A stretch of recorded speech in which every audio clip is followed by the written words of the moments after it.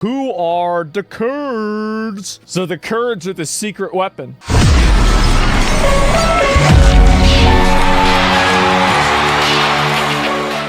So here we go. Who are the Kurds? Here we go. Let's see it. What's this? So the Kurds are the secret weapon. Everyone is watching to see whether Kurdish fighters will launch a ground offensive into Iran. They already said they did. Who are the Kurds? They're one of the largest stateless ethnic groups in the world. About 30 to 40 million people spread across a mountainous region spanning Turkey, Iran, Iraq, and Syria. After the collapse of the Ottoman Empire a century ago, they were promised a state of their own. It never materialized. Yeah, Turkey fucked them over, right? I think Turkey fucked over the... I mean, again, like, this is, like, Middle Eastern, like, history. I'm not, like, a huge expert on this. But, yeah, Turkey dicked them? Yeah, I thought so. Iran, Kurdish armed groups have fought the government for decades, operating from bases along the Iraqi border. Multiple sources say the CIA has backed some of those groups as they prepare for a possible Super ground Kurds. offensive. Super Kurds. Let's go. In Iraq, the picture is very different. Kurds here. Oh, bro, classic. The more things change, the more they stay the same. It's crazy how everything else in warfare has changed except for the trucks. Like, you have totally new weapons, new bombing, new ships, new planes, new guns, new types of bombs, you've got drones, but everything comes down to a flatbed Toyota truck with a machine gun in the back and 5 guys sitting in the back of the car driving in the desert. That's it. I remember seeing this when I was like 9 years old. Built a powerful autonomous region after the fall of Saddam Hussein. Same old tacticals, yep. Closely with the United States in the fight against Old ISIS. Faithful. But that's they're right. wary of provoking They're good trucks. Iran and are trying to stay neutral, calling for peace and stability. In Syria, Kurdish... I honestly feel like all the Al-Qaeda, like, you know, the, like, Al-Qaeda driving around with all those Toyotas probably was a better advertisement for Toyota than, like, any commercial they've ever run.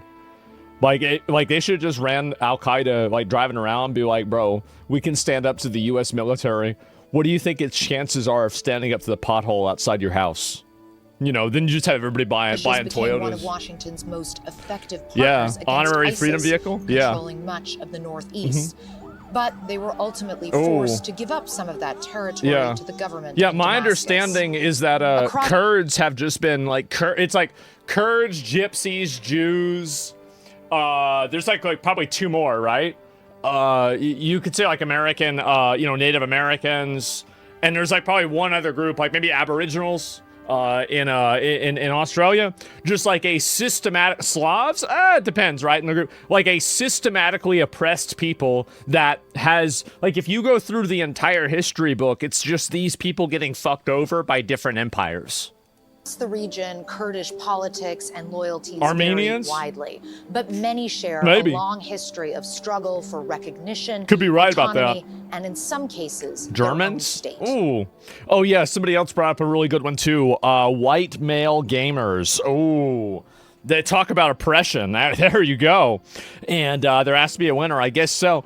Because the ones of them that survived, the rest perished. So the Kurds are still struggling with our freedom and rights. We're not naive to fall for this. We'll see what happens, right? The BBC has been telling me all day that there's minimum damage inflicted from Iranian missiles on Israel. So much for the Iron Dome. And so we have this one right here. Okay, satire and comment.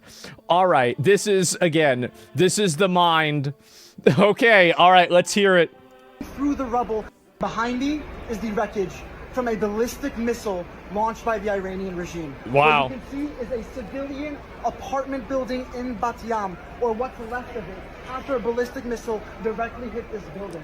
Wow. Numerous people were killed, hundreds were injured. That's and a lot. Now soldiers behind me, incredible, digging through the rubble to try to find the bodies. They are launching. Oh yeah, they're going after it. Do you think that Venezuela was first to secure oil for the USA? A big case of fuck up in the West. It looks to me like a fight between our world and a third world country.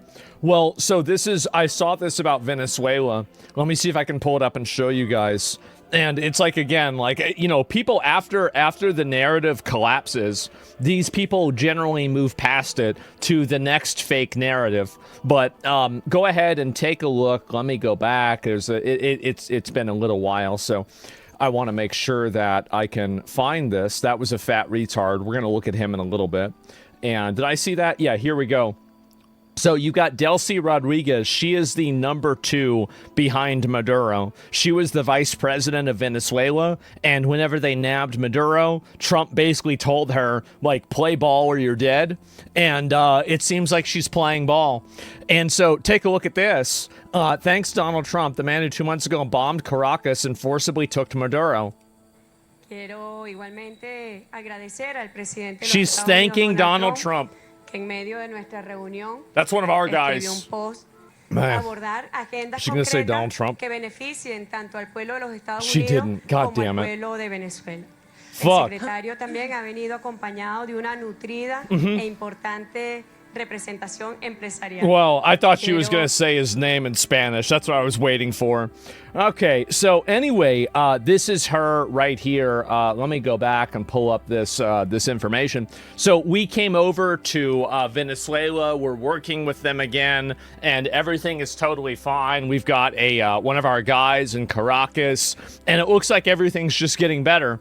And so again, and these were the people that said, "Oh no, you didn't get rid of the rest of the regime. Like it's going to be the exact same as Maduro." Does this look like it's the exact same as Maduro?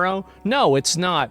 And so it's just another example of what I've always said. It is cope from third worlders. That's it. It's third worlder cope, third worlder fan fiction, and third worlder crying because they're mad that they're getting blown out. That's the reason all of their favorite dictators are getting nabbed or killed. That's what it is. And we're not done yet either. We're going to go to Cuba. We're going to get the guy in Cuba. We're going to deal with them. And then after that, I don't know what's going to happen. I feel like we might be out of countries, right? At this point, we might have to go to the other Islamic countries like the UK or maybe Germany and maybe even go to India, right? Sorry, I mean Canada. And so, yeah, why not? Go to the UK, exactly. Brazil? No, Brazil's fine. I think Brazil's fine. And yeah, I'd say so.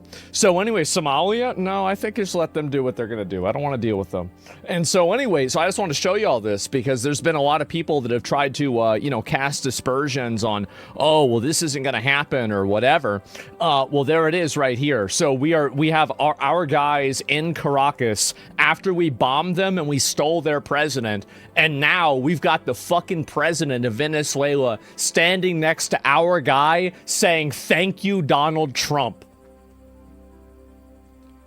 That's right. That's right. Complete fucking victory. Total blowout. And the best part about it is that it's better for everyone this way. It is. It's better for the people in America this way. It's better for the people in Venezuela this way. It's better for the companies that are doing oil. It's better for everybody. Literally, everybody wins in this circumstance. I'm tired of winning, to be honest. Well, I got bad news for you, man. So take a look at this. So you've got these are the bombing statistics. So the Iran missile launches during the first 8 days of the conflict. So on day 1, they had 350 pop-offs. Now down to 175, 120, 50, 40, 32, 18, and 15. They are approaching, I would say they're approaching escape velocity, and it's actually the opposite. They're circling the drain. It's basically over. It is. I say 28, I say 18. Yeah. So I think that if you were to map these out on a pattern, so like, let me see if I can ask Super Grok. Can you map these numbers out on a graph? A bar graph. Let's see if it can do this. Let's take a look at how things are going for them, all right? And these are the actual missile launches. So you've got to keep in mind that these are the things that are quantifiable, that everybody can tell exactly what's happening. And this is the stuff that they're just totally getting blown out on. they're getting absolutely blown out on. And so all of the fan fiction, every AI video of an American carrier being blown in half by Godzilla or Optimus Prime, and it has the Iranian flag on it, it's not going to stop these statistics right here. And these numbers are, I think if Trump targets the cartels next, that solves the immigration problem. Mexicans would want to stay in their country.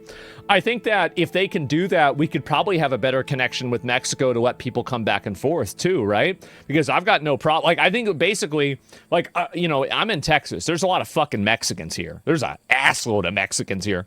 So, like, the real solution is change the 14th Amendment so they don't become citizens if they have a kid here, and then let them come back and forth, and we can go back and forth over there too. Like, much more of like the casual relationship that we have with Canada. Like, that's obviously the goal. That's the way it should be. So, like, we should, and same thing with Cuba, by the way, too. Like, if we can go and deal with Cuba and just kind of sort their shit out, everything's going to be fucking fine. People like Cuba. People love Cuba. People used to go to Cuba in America. So, that's it. Why don't we do the same with the Canadians? Well, why don't we see the same with Canadians? Well, we do. We obviously do. Damn, it's taking a long time to make this bar graph, huh? But anyway, so y'all see, these are the drone swarms. 294, 541. They found the bonus ones. 285, 45, 38, 30. Yesterday, 12. 12. Boys, I think it might just be over.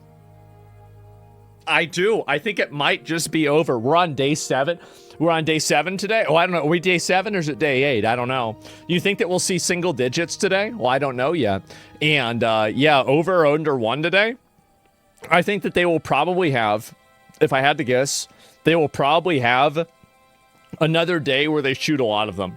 And like just as like a kind of like as, if I was them, that's what I would do, is I would shoot them down and then I would hold some off and then do a big burst in order to keep the enemy guessing. Because if you have a consistent pattern, then obviously the enemy can predict your behavior and see where your army's going. Yeah, like a death rattle, right? You know, like in the 4th of July, you guys ever do this at whenever, you know, everybody's like setting off fireworks, anybody who's an American here, right?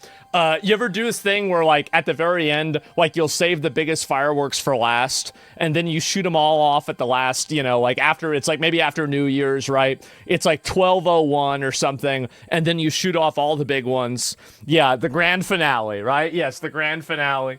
And so I think that's it. Grok was unable to reply. Oh, it didn't let me do it. What is this? I don't think Iran will surrender. It seems more likely to have the people rise up and remove the leadership. Well, then we just kill them. What do you mean? Like, I mean, it's pretty simple. We just fund some insurgency group over there to run around and kill them all. Like, what the hell do you think? Like, I mean, you can just figure out where they're at, blow up the big bases, and then after that, you just have them clean up the rest. It's simple. Grok's been conquered. I guess so. That's the same as surrender, basically. Exactly. Please clarify. You mean the IRGC? Oh, right. So we don't have another one of those clips where people are advocating for and saying like, oh, wow, like this is it. You know, like there's a